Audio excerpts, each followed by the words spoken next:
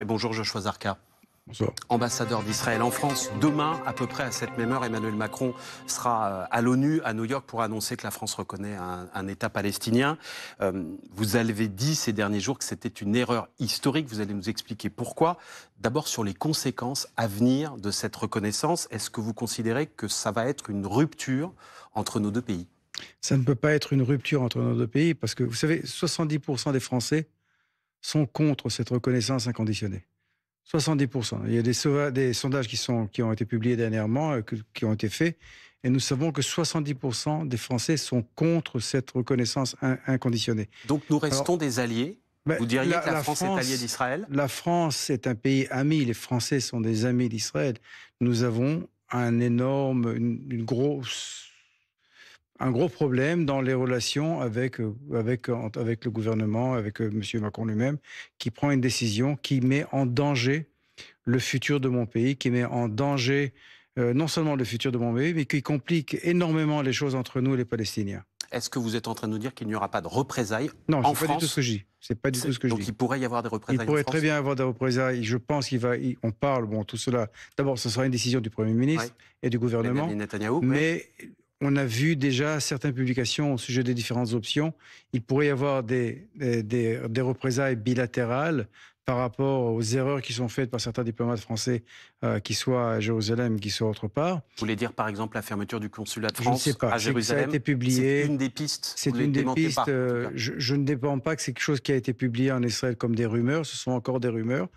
Mais il y a effectivement pas mal de rumeurs autour de cela, que ce soit autour du consulat, que ce soit autour de Cisjordanie ou d'une partie de la Cisjordanie. Alors sur la Cisjordanie, ce que vous dites est important. Il y a deux ministres d'extrême droite du gouvernement Netanyahou qui disent aujourd'hui, suite à la reconnaissance par la France et d'autres pays, Royaume-Uni, Canada, Australie, qui l'ont fait aujourd'hui et qui vont le faire demain, nous pourrions annexer totalement la Cisjordanie. C'est ce que demande effectivement, en tout cas c'est ce qui a été publié dans les médias israéliens, ce que demande le ministre Smotrich et son parti, c'est-à-dire l'annexion totale, à part les grandes villes de la Cisjordanie. Bon, encore une fois, ça m'étonnerait. En violation complète du droit international. Mais vous savez, cette reconnaissance n'a rien à voir avec, par exemple, les accords d'Oslo.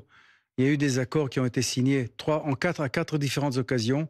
Israël a proposé aux Palestiniens la création d'un État. Alors ce n'est pas en faisant pression sur Israël qu'on convainc les Palestiniens de vivre en paix avec nous. C'est bien le contraire. Ce qui aurait dû être fait, que ce soit par la France ou par d'autres pays, comme l'Angleterre, c'est de faire pression sur les Palestiniens d'accepter de vivre en paix avec nous. Et pour l'instant, ni l'autorité palestinienne, ni le Hamas acceptent l'idée même de vivre en paix avec nous. Et c'est là où ces pays, je veux dire la France, l'Angleterre, le Canada et d'autres, auraient eu un rôle important à jouer. Mais la réponse d'Israël, pendant que vous parlez, Benjamin Netanyahou confirme, dit la même chose que vous, nous allons étendre la colonisation en Cisjordanie occupée. La réponse d'Israël, c'est très clairement de dire nous ne voudrons jamais d'une solution à deux États et nous allons même aujourd'hui annexer encore plus complètement la Cisjordanie où vivent déjà, je rappelle, 700 000 colons israéliens. C'est à nous de vivre en paix avec les Palestiniens. C'est ni à la France, c'est ni à l'Angleterre, ni au Canada. Vous êtes à 4000 km de notre région. Les Anglais encore plus. Ne parlons pas de l'Australie. Ce n'est pas à M. Macron, au président Macron, au Premier ministre anglais de vivre en paix avec les Palestiniens. C'est à nous de le faire. Et c'est à nous de convaincre nos voisins qu'ils peuvent vivre en paix avec nous, qu'ils doivent vivre en paix avec nous. Mais c'est une façon de dire, monsieur l'ambassadeur, qu'il n'y aura jamais d'État palestinien. Non, mais cette reconnaissance, il n'y aura jamais d'État palestinien pour vous. Comme elle a été faite par le président, comme elle va être faite demain par le président sans aucune condition, comme elle a été faite par les 3 pays anglophones. Et par 140 pays dans le passé. Il y a une énorme différence entre ce qui a été fait avant le 7 octobre et après le 7 octobre. Et j'y arrive parce que c'est très important. Parce qu'après le 7 octobre, une reconnaissance sans aucune condition, la seule chose qu'elle fait, c'est donne au Hamas, pas plus. Et je sais que le président a dit que ça n'aide pas le Hamas, tout ça, mais en réalité, ça aide le Hamas. Ça lui donne le sentiment, et non seulement à lui, mais surtout à la population qui le soutient, ça leur donne le sentiment qu'ils ont réussi à faire ce qu'ils voulaient. Emmanuel Macron vient de s'exprimer sur Twitter. Je vous propose de découvrir avec vous le contenu de cette vidéo au sujet de la reconnaissance. Ce que veut la France, ce sont deux États vivant en paix côte à côte.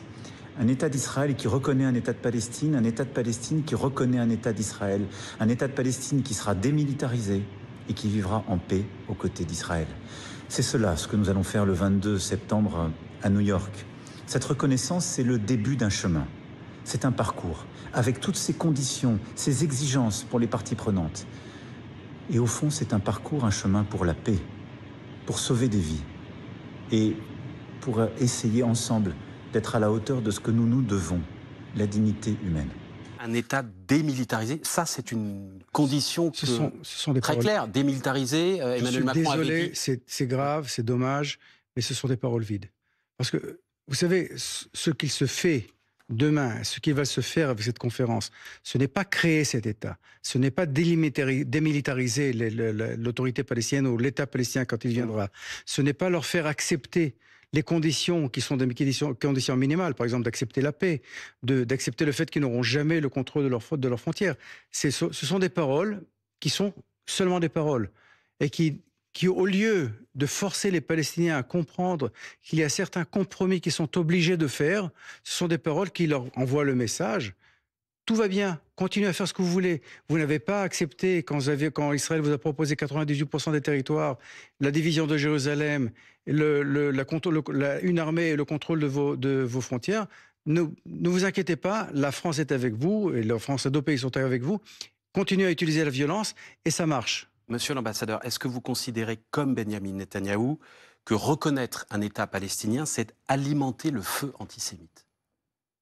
Alimenter le feu antisémite. Vous savez, le feu antisémite n'a pas vraiment besoin d'être alimenté, malheureusement. Le feu antisémite a explosé le 8 octobre, le 7 octobre même. Je regardais justement reconnaître un État palestinien, c'est antisémite ? Reconnaître un État palestinien est une erreur historique, une erreur tragique. Est-ce que ça a à voir avec l'antisémitisme ? Je ne veux pas rentrer dans... Vous voyez le dans débat les qui est en France depuis je vois des tout semaines à fait et des le débat. semaines. Je vois tout à fait le débat. Vous ne reprenez pas les mots de Benyamin Netanyahou sur ce point. Je choisis mes mots bien. Je fais très attention dans le choix de mes mots. La reconnaissance de l'État palestinien va créer des attentes et des espoirs chez les Palestiniens qui ne pourront pas être remplis. Et vous savez, on a une certaine histoire, on a une certaine, malheureusement, habitude dans la gérance de ce conflit. Et on voit qu'à chaque fois qu'il y a des attentes et des espoirs qui sont créés chez les Palestiniens, de fausses attentes et de faux espoirs qui sont créés par les Palestiniens, il y a ensuite de la violence, il y a ensuite des morts. Et je peux vous dire de façon très claire, le sang des Israéliens, des Palestiniens qui sera versé à cause de ces attentes qui ne pourront pas être remplies, sont sur le dos des dirigeants qui ont pris ces décisions. Vous parlez des morts et du sang. Je voudrais vous faire écouter ce que disait Emmanuel Macron il y a quelques heures sur une chaîne de télévision israélienne, justement. Mener ce type d'opération à Gaza est totalement contre-productif, car cela constitue, je dois le dire, un échec. Le deuxième point est que vous causez tellement de victimes civiles et de pertes humaines que vous détruisez complètement l'image et la crédibilité d'Israël, non seulement dans la région, mais aussi dans l'opinion publique et partout dans le monde. Ce que dit en creux Emmanuel Macron, c'est l'opération à Gaza qui nous oblige aujourd'hui à reconnaître cet État. Vous, je reprends ces mots, vous détruisez la crédibilité d'Israël en tuant des civils. Qu'est-ce que vous... Et c'est donc en donnant au Hamas la victoire d'avoir un État palestinien qu'on réussit à arrêter cela? Est-ce que si par exemple, dans cette reconnaissance, il y avait la libération de nos otages et la fin de la guerre, comme condition pour la mise en œuvre par exemple, de cette reconnaissance, vous dites, ça aurait été une mauvaise idée. Mais ça y sera peut-être demain dans le discours on a vu déjà ce qu'on a vu déjà. Macron, on ne connaît pas encore les conditions qu'il va éventuellement mettre. J'ose croire qu'il va mettre une certaine condition de la mise en œuvre de cette reconnaissance. Mais la reconnaissance est faite. Si Emmanuel Macron dit « je ne reconnaîtrai qu'une fois que tous les otages auront été libérés », si le Hamas est exclu définitivement de la bande de Gaza, pardon, je termine juste ma question, est-ce que vous direz à cette condition-là, nous sommes d'accord avec la position française, ou est-ce que vous dites il n'y aura jamais d'État palestinien tant que Benyamin Netanyahou sera au pouvoir? Ce ne sera pas à moi de décider de la position de l'État d'Israël, bien sûr. Mais je peux vous dire que s'il y avait des conditions, ce que vous avez proposé, si par exemple...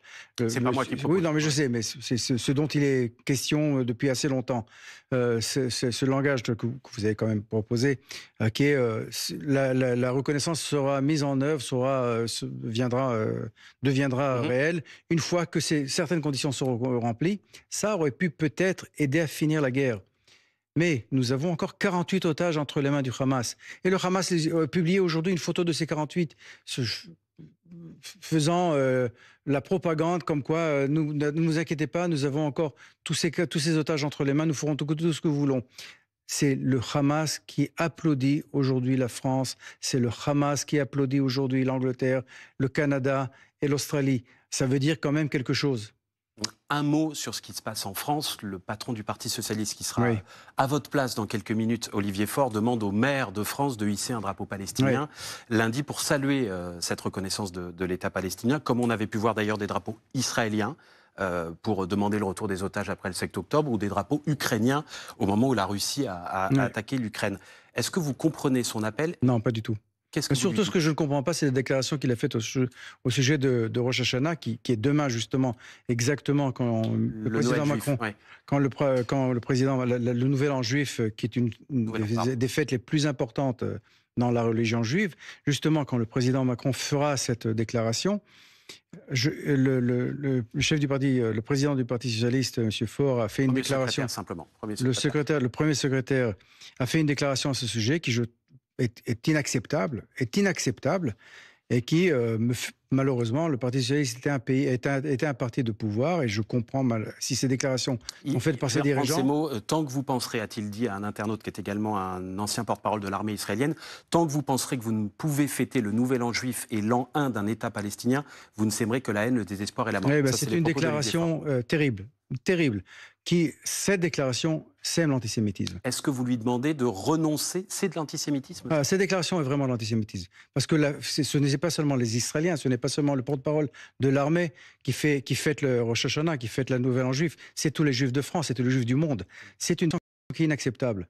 Déclaration antisémite. C'est une déclaration, justement, c'est inacceptable. Je ne traite pas lui d'antisémite. C'est une déclaration en tout cas. Mais cette déclaration est inacceptable. C'est une déclaration qui fait avancer l'antisémitisme au lieu de l'arrêter. Est-ce que vous lui demandez de renoncer à son idée de mettre des drapeaux palestiniens? Tout à fait. Mais c'est pas à moi de le demander. C'est une chose qui a été décidée, je ne me trompe, par le ministre de l'Intérieur. C'est pas à moi de le demander. Je suis ambassadeur ici. Je suis seulement un invité. C'est pas à moi de faire de la politique française. Et si je ne me trompe, le ministre de l'Intérieur a pris une décision à ce sujet. Il a demandé, en tout cas, à la justice administrative de se renoncer au cas par cas. On va en reparler avec Olivier Faure tout à l'heure.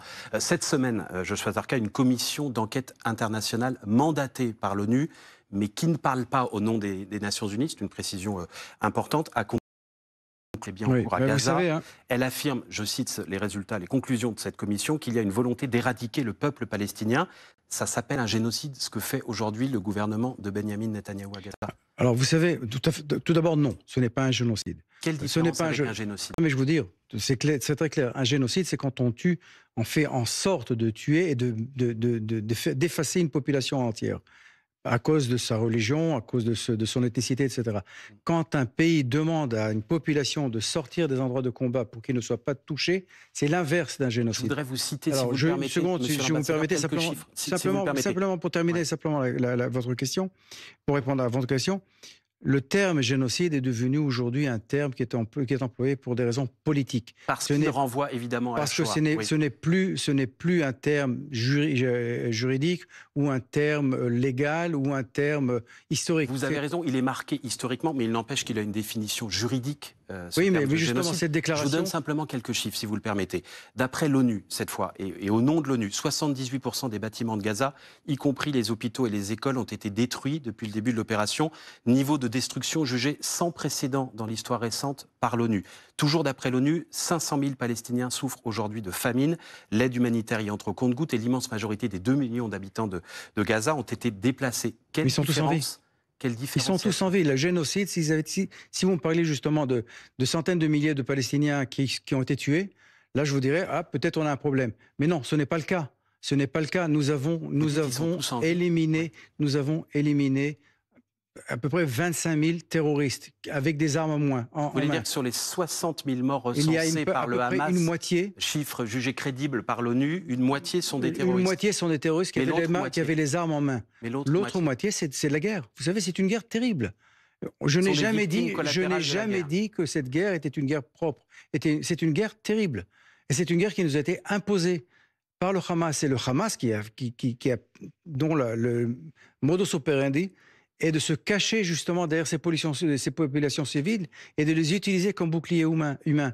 Alors, c'est au Hamas qu'il faut poser ces questions. C'est cette organisation terroriste inhumaine qui est rentrée chez nous, qui a tué, qui a brûlé, qui a violé nos femmes. Personne, évidemment, ne remet en cause l'horreur de ce qui s'est passé. Non, mais bien sûr, mais le 7 justement... octobre, c'est une évidence. J'ai peut-être oublié de le dire depuis tout à l'heure, mais si effectivement il n'y a pas pour vous de génocide à Gaza, est-ce que le plus simple... C'est une guerre terrible. Est-ce que le plus simple, monsieur l'ambassadeur, ne serait pas d'y laisser entrer librement les journalistes pour qu'ils le constatent? C'est une question, c'est un débat qu'il y a aujourd'hui en Israël depuis le début de la guerre. Ils feraient leur boulot, on pourrait vérifier ce qui s'y passe. Franchement, ce n'est pas à moi qu'il faut le dire. Il y a un débat déjà en Israël depuis le début de la guerre. Certains d'entre nous pensent qu'il faudrait laisser les journalistes rentrer et risquer leur vie à Gaza, et d'autres pensent que c'est l'armée pour l'instant qui a le contrôle du territoire, pensent que non. Et donc, en fin de compte, la décision est prise de cette manière. Les appels au boycott contre Israël se multiplient. On l'a vu récemment sur le Tour d'Espagne cycliste, interrompu par des manifestants pro-palestiniens qui dénonçaient la présence d'une équipe cycliste israélienne. Certains réclament l'exclusion d'Israël du concours de musique de chansons de l'Eurovision. Et Eric Cantona, le footballeur français, grande star dans le passé, demande aujourd'hui l'exclusion de l'équipe de foot israélienne de toutes les compétitions internationales, comme ça a été fait là encore avec l'équipe russe. Si je ne me trompe, Eric Cantona a des positions anti-israéliennes depuis de nombreuses années. Ce n'est pas nouveau qu'il est anti-israélien. Anti-israélien ou antisémite? Non, anti-israélien. Je choisis mes mots. Depuis le début de notre interview, je choisis mes mots. Je fais attention au choix de mes mots. C'est important ce que vous dites. Le monsieur, ce joueur de rugby, si je ne me trompe. De football. Et a des positions anti-israéliennes et anti-sionistes depuis de nombreuses années, qui ne sont pas liées à la guerre à Gaza. Simplement, il ne nous aime pas. Alors donc, je ne suis pas sûr que quelqu'un qui a ses sentiments envers Israël, envers mon pays, est quelqu'un à qui je devrais prendre trop au sérieux. Cette semaine, l'armée israélienne a lancé la suite d'une très grande offensive terrestre sur la ville de Gaza, au cœur de la bande de Gaza, l'un des territoires qu'elle n'y contrôle pas encore. Quel est l'objectif aujourd'hui poursuivi par les militaires? C'est contrôler définitivement toute la bande de Gaza? Non, l'objectif est très simple, la libération immédiate de nos otages et la fin de l'existence militaire du Hamas. C'est tout simplement, c'est très clair. Alors, on a essayé par le biais des négociations, on a essayé en faisant ça... Vous avez bombardé les négociateurs du Hamas. On a bombardé ceux qui s'opposaient justement à l'accord. C'était les négociateurs. C'était les négociateurs qui étaient opposés à faire un accord avec Israël. À arriver à la fin de cette guerre. C'est le gouvernement israélien. C'est pas moi personnellement. Moi aussi, j'utilise quelques raccourcis parfois. Non, c'est clair que notre but est la libération de nos otages et le démantèlement militaire du Hamas. Mais vous ne pensez pas que cette opération les condamne, les otages israéliens? Si ce matin, le Hamas avait libéré nos otages et avait dit on pose nos armes, la guerre serait terminée. Le problème, c'est qu'ils ne le font pas. Ils continuent en comprenant très bien qu'en continuant la guerre, il y aura d'autres pays qui feront pression sur Israël, comme ce que fait la France et comme ce que font d'autres pays, qui jouent le jeu du Hamas. Qui jouent le jeu du Hamas. L'armée israélienne restera à Gaza? Tant que nos otages ne seront pas rentrés chez nous. Tant que nos otages ne seront pas rentrés chez nous. La grande majorité des combattants du Hamas, aujourd'hui, sont des nouveaux qui ont été recrutés, des enfants qui ont été recrutés avec une paye de $50 par mois. La plus grande majorité des capacités militaires du Hamas ont été détruites. Donc, c'est le retour de nos otages. Et tant que nos otages ne seront pas rentrés chez eux, tous les 48 ne seront pas rentrés chez eux, cela continuera. Quoi qu'il arrive. Donc ça peut durer des mois ou des années encore. Nous ferons tout pour amener nos otages chez eux.